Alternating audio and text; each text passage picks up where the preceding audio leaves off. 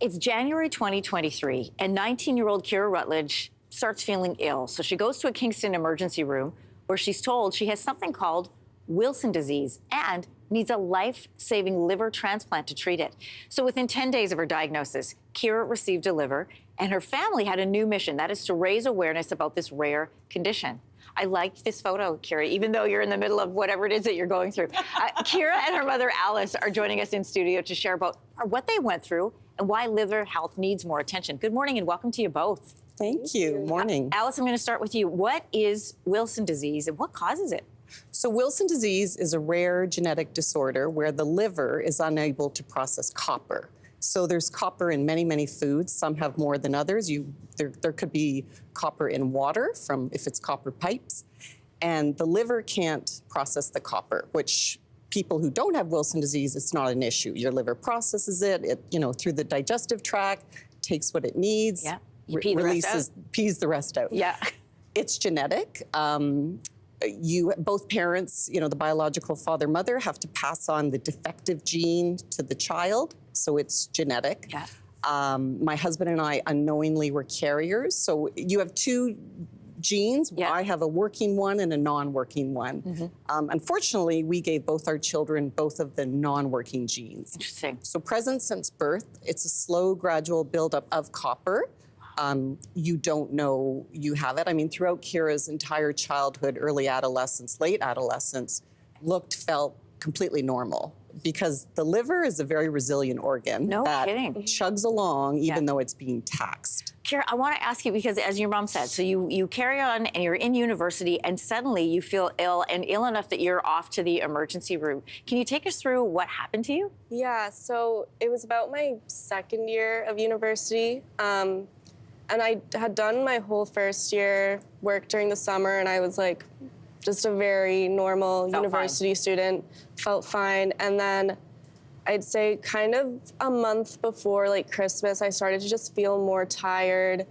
And it was hard for me to focus, and I just had no energy to really do anything other than school.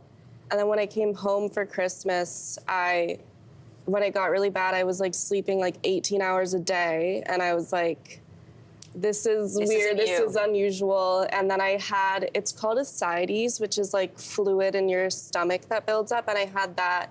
So I was really bloated, really tired. And then I started to have nausea every day. And I was this is very weird. So I did some blood work, went to the doctors. I got an ultrasound. We went to a few doctors before I actually ended up going back to Kingston for my second semester. Yeah. And then I went to about one day of class in my second semester, and I was like, I need to go to the emergency room. And yeah, that's when it all happened. I can't imagine this journey for you as trying to be a student and figure out what's going on with your body, and for a parent trying to figure out what's wrong, let alone seeing doctors, and a lot of them didn't know. What were some of the challenges with having a diagnosis?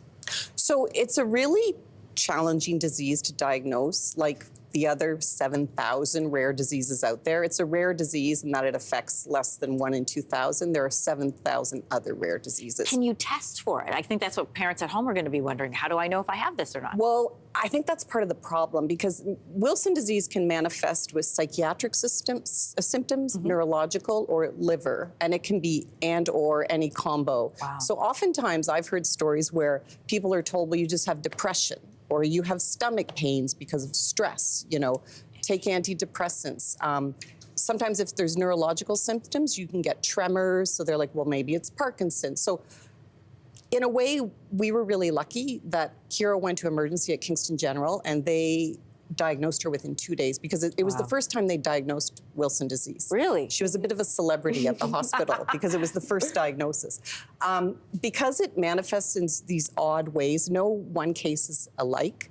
So it's often misdiagnosed or not diagnosed. And sadly, rare diseases, it can take anywhere from 5 to 7 years until you get an actual diagnosis, if you get one at all. Well, you both coming in here today has helped to spark conversation and questions and research, I imagine, from anybody that is watching. Thank you for coming on to share your story, which is part of the reason that you're doing what you're doing. It's great to have you both here. Thank you. Thank you. Hey, thanks for watching. If you liked this, be sure to subscribe here, or you can check out more Your Morning videos right here.